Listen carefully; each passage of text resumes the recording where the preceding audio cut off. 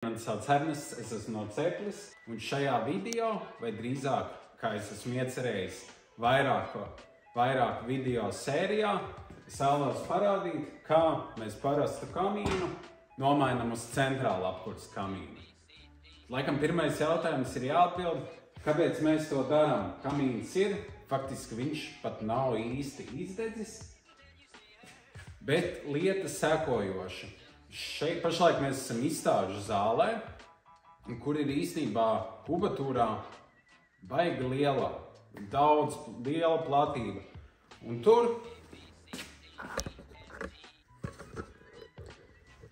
tur aiz sienām mums ir biroja telpas, un tur ir biroja virtuve.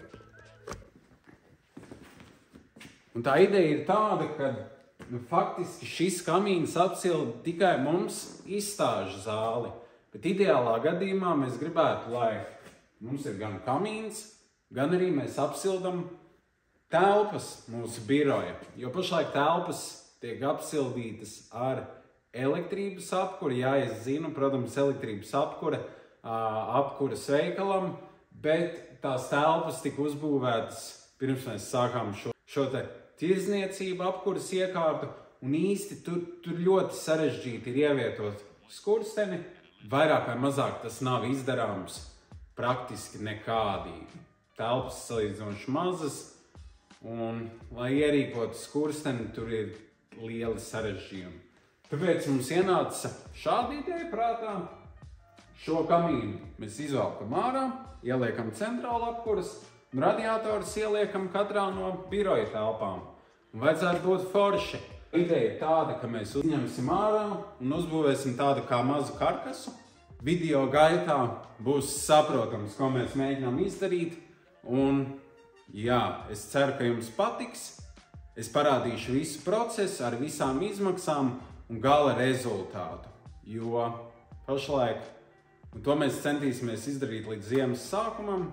Es domāju, ka tas daudz laika neprasīs, lai samazinātu elektrības rēķinus, kas pagājušo gadu bija ap 700 eiro mēnesī tikai elektriskie siltītāji, kas arī pat pie tādas cenas viņi īsti nedeva vēlamo rezultātu. Tāpēc jā. Tajā brīdī mēs plānojam likt vulkānu katlu 24 kW, kuram ir 21 kW uz ūdeni un 3 kW uz gaisu, kas faktiski mūsu tāvi situācijai atbilst ideāli, jo vairāk vai mazāk izstāžu zālē, neskatoties to, ka viņa ir liela, viņai nav jābūt super siltai, drīzāk tas uzsvars tiktu likts uz office telpām, jo vairāk vai mazāk, protams, mums ir izstāžu zāle, bet mēs strādājam 95% cauri internetu.